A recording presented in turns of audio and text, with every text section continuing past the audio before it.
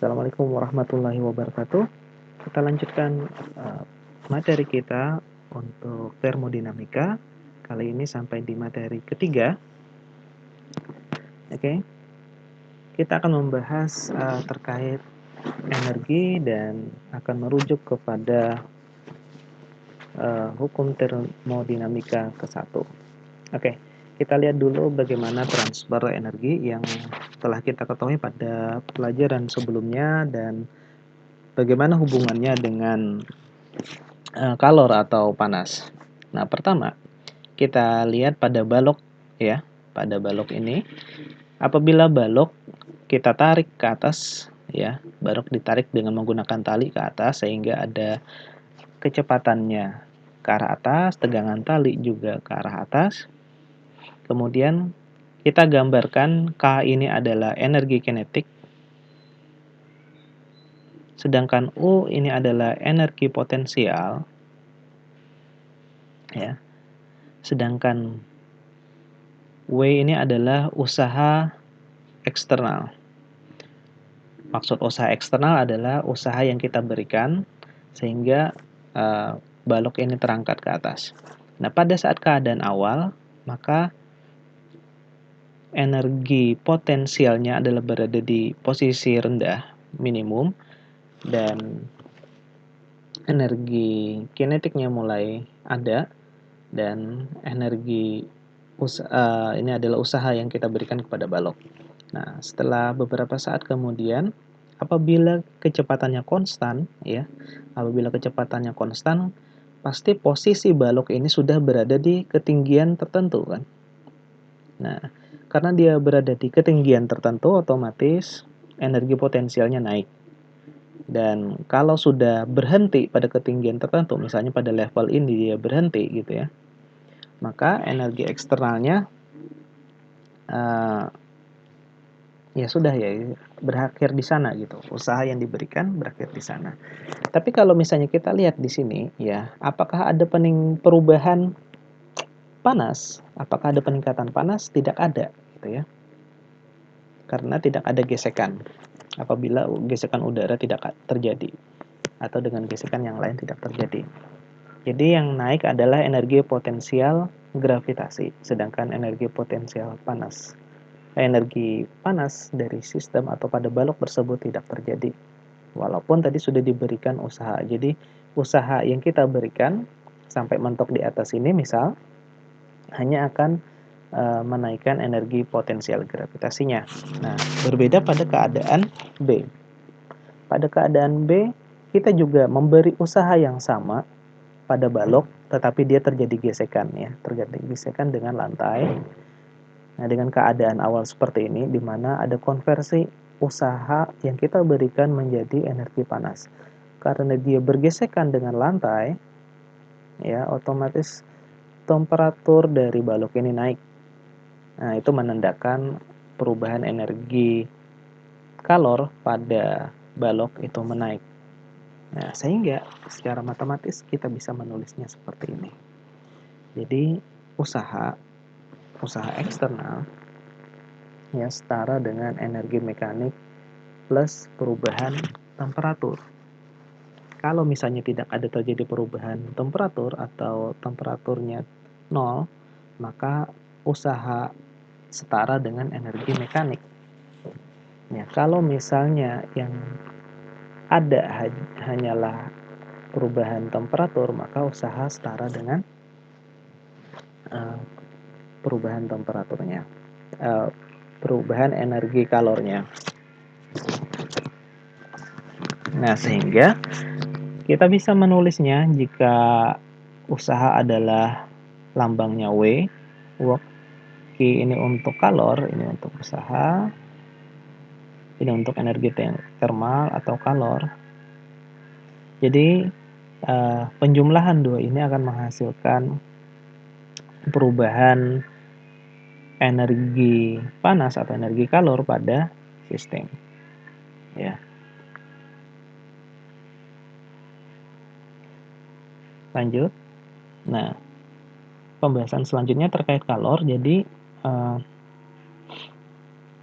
energi kalor ya bisa berubah apabila kita menambahkan kalor dari eksternal. Contohnya seperti ini, kita merebus air, misalnya berarti adanya api kompor tersebut sebagai kalor eksternal, kemudian energinya diserap oleh air di dalam panci, kemudian airnya akan naik temperaturnya, bisa dilihat dengan menggunakan termometer. Begitu pula pada saat dilakukan pengadukan, gitu ya, pengadukan, lama-kelamaan temperatur air juga naik walaupun tidak ada api ataupun kompor di bawahnya.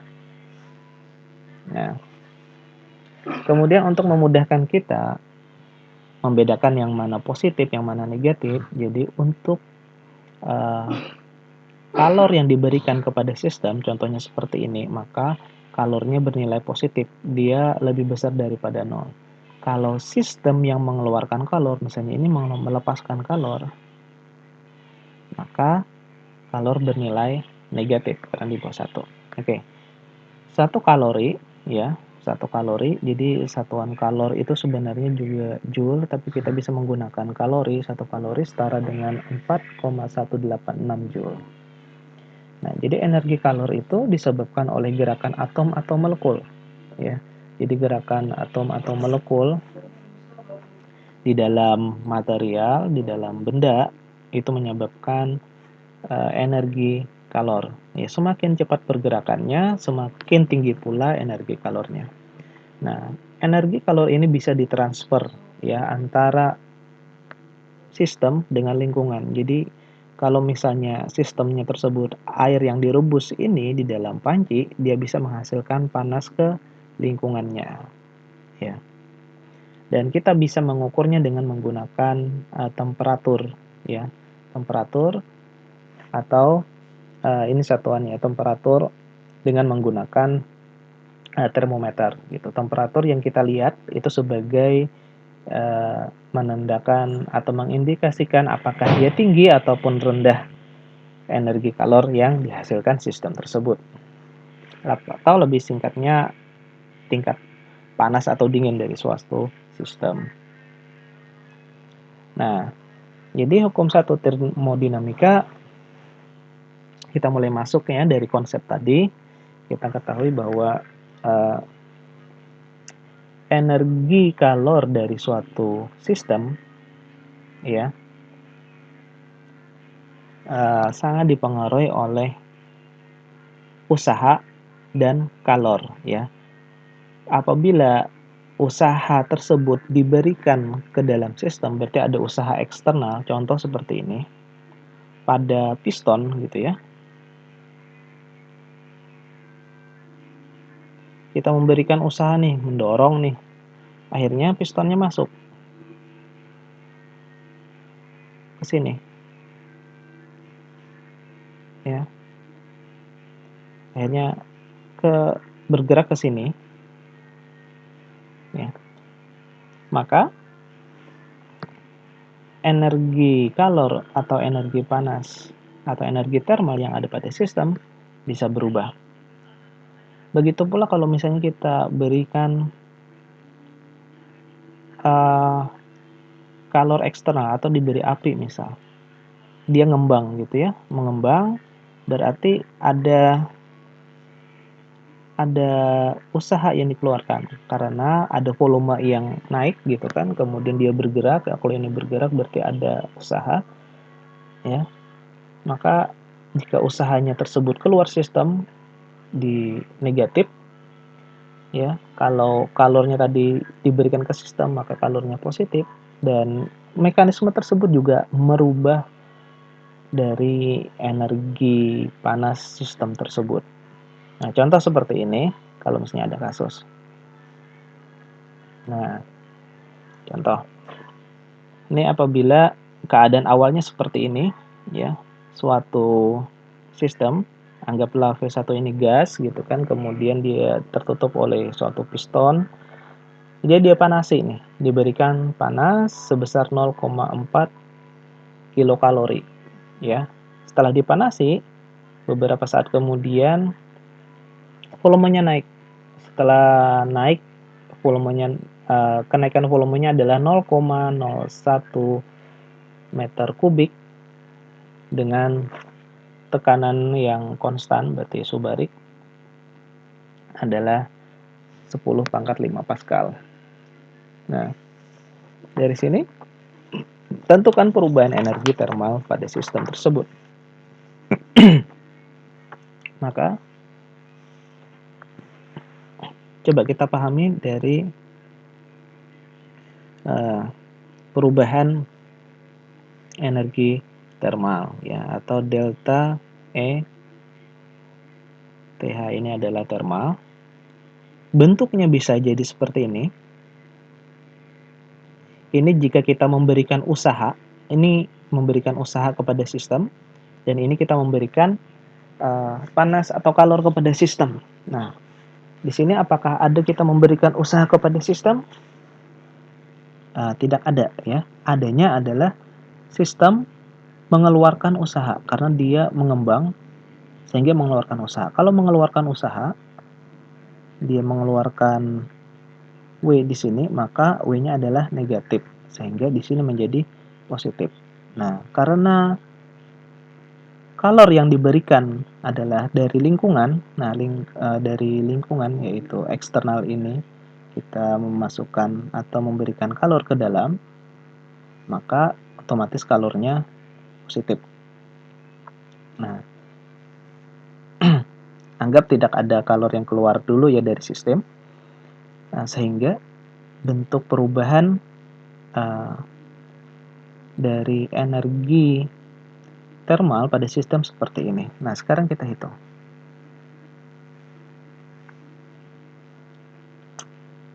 Kita konversi dulu kilokalori kepada joule, maka kita dapatkan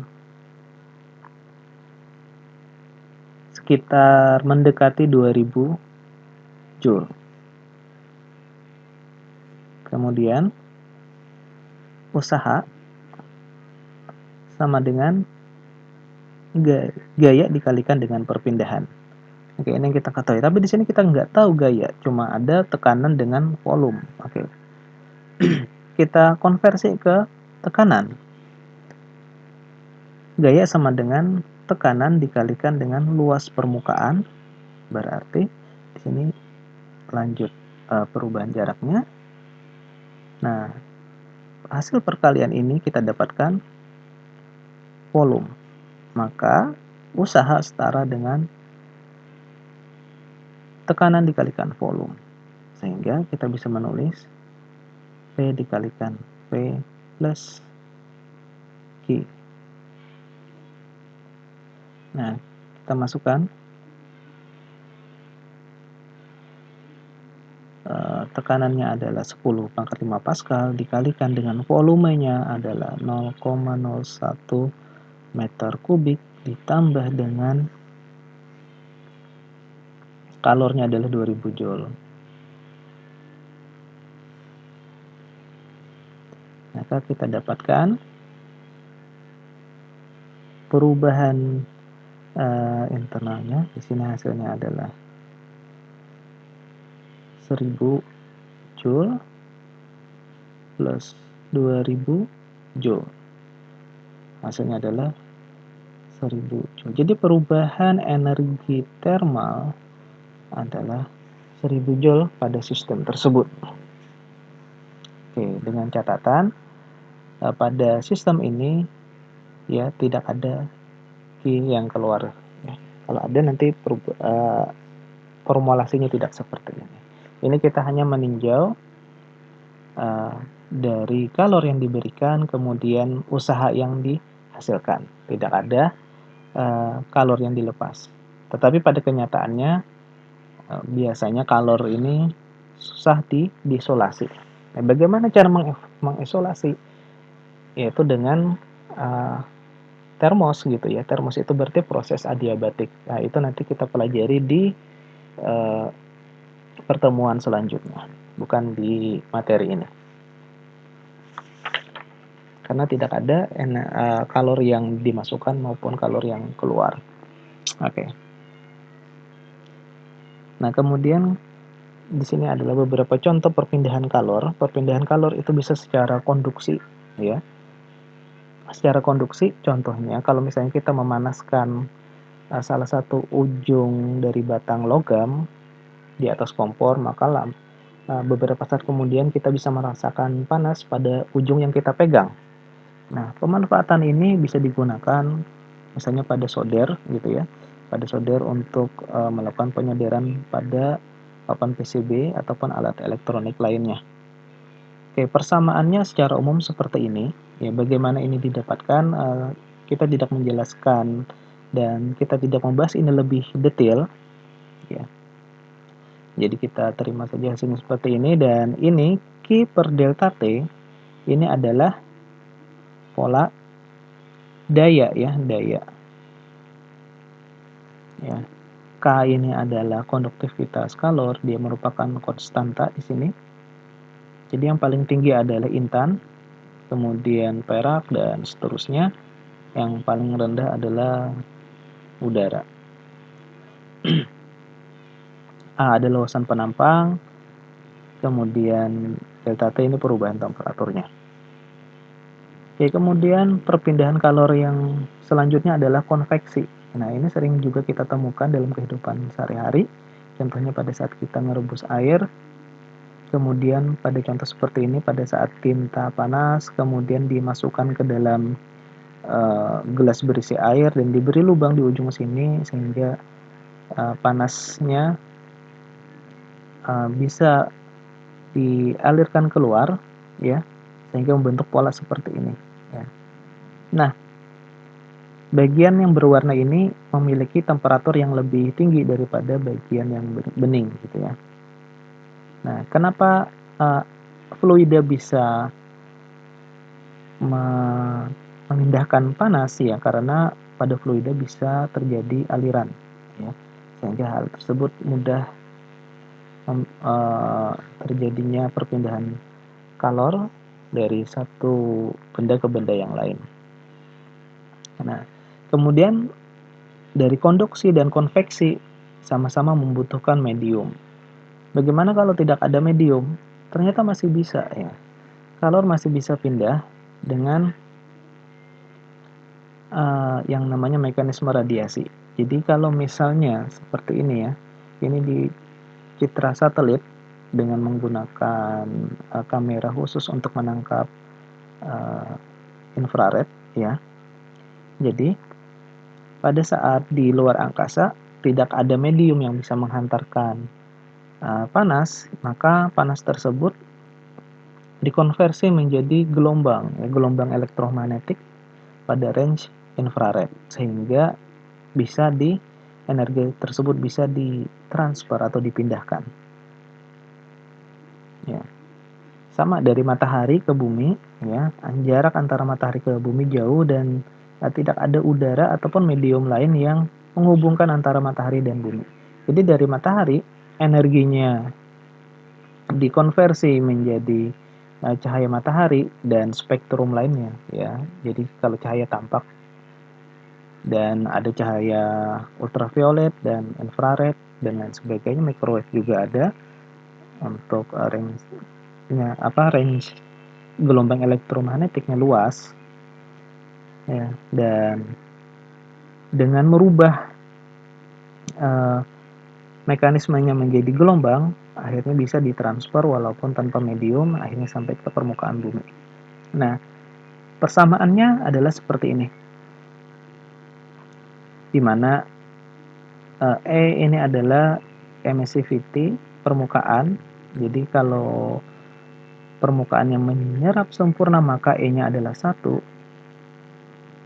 Kalau misalnya sebagian atau tidak menyerap maka 0. Kemudian ada tau ini adalah konstanta Stefan Boltzmann, nilainya sekian, ya. Dan ini juga adalah daya, ya. Karena energi per satuan waktu. Nah, berbeda dari yang sebelumnya, ya. Tadi kita nemukan konduksi, ada persamaannya, kemudian ada radiasi, ada persamaannya, sedangkan yang konveksi tidak ada persamaannya. Kenapa, ya? Karena pada konveksi di sini ada aliran fluida tersebut ternyata ada turbulensi di sini yang secara hitungan pasti susah dihitung. Jadi setiap kondisi bisa jadi berbeda sehingga tidak ada perhitungan yang pakem. Nah, jadi dibutuhkan simulasi khusus gitu untuk uh, lihat atau mengukur perpindahan kalor pada sistem konveksi. Jadi dan kita tidak membahasnya di sini dan kita juga hanya sekedar memahami bagaimana kalor itu dipindahkan. Oke. Jadi di materi ketiga yang poin penting adalah pada sistem uh,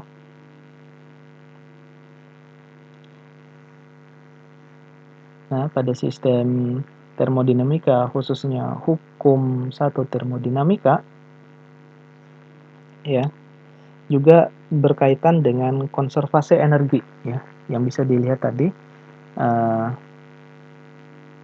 di mana kalau misalnya ini adalah terkait hukum konservasi energi, ya, total energi awal dengan akhir sama, dengan kita bisa melihat perubahan energinya di sini usaha berubah menjadi energi kalor.